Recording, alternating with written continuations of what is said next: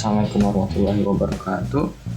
Oke, pada kesempatan kali ini saya ingin membahas kelebihan dan kekurangan teori konstruktivisme.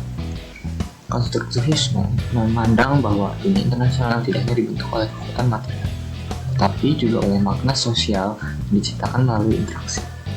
Karena itu, teori ini menawarkan penjelasan yang berbeda mengenai perilaku negara.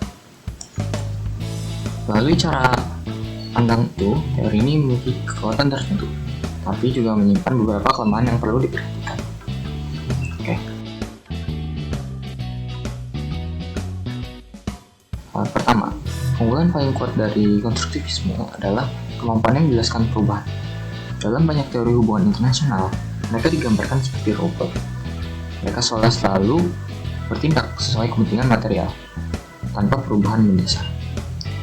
Konstruktivisme justru mengubah cara pandang ini. Identitas dan kepentingan negara bukan sesuatu yang tetap, tetapi dapat bergerak dan berkembang. Contohnya terlihat pada perubahan sikap banyak negara terhadap isu perubahan iklim. 30 tahun lalu, lingkungan itu bukan isu keamanan, tapi kalau lihat lagi, sekarang dianggap ancaman global. Pergeseran ini tidak mungkin dijelaskan secara memadai oleh teori tradisional hanya melihat kepentingan ekonomi atau militer.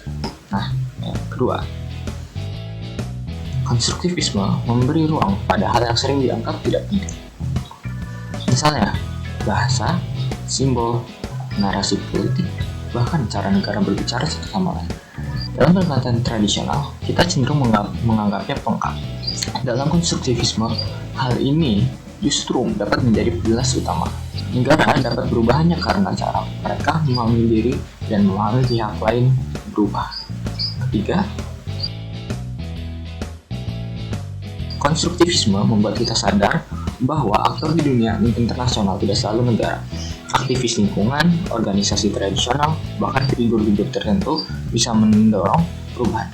Sejumlah norma penting seperti pelarangan senjata kimia, anti perbudakan modern, atau hanya anti ranjau udara tidak lahir dari negara besar, tetapi dari masyarakat sipil. Konstruktivisme memungkinkan analisis seperti ini memiliki tempat, namun tentu saja konstruktivisme tidak sepenuhnya sempurna. Kekurangan konstruktivisme pertama, sifatnya sulit dibuktikan secara empiris karena fokus pada ide, identitas, dan persepsi. Penjelasan konstruktivisme sering bersifat interpretatif. Dua peneliti bisa melihat fenomena yang sama dan membuat narasi yang berbeda. Ini membuat konstruktivisme dipandang kurang tegas oleh teori yang mengutamakan data material. Kekurangan kedua berkaitan dengan kekuasaan.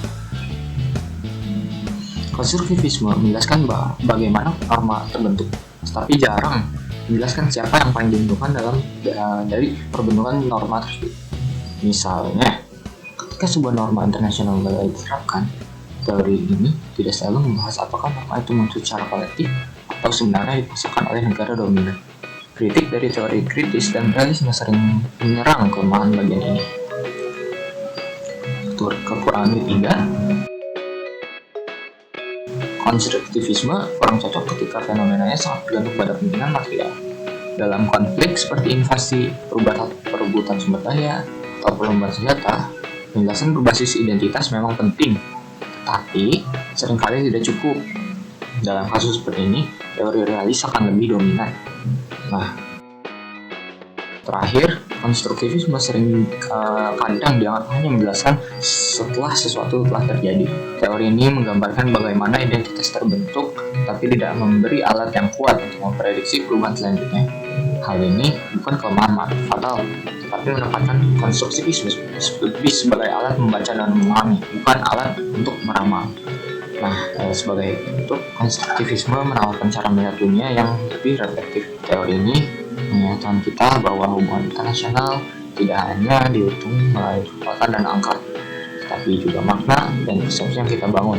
Kekuatannya terletak pada kemampuan membaca perubahan, sementara kelemahannya ada pada pembuktian dan prediksi. Dengan memahami keduanya, kita bisa memakai konstruktivisme secara lebih seimbang dalam menganalisis fenomena global. Itu saja dari saya. Terima kasih.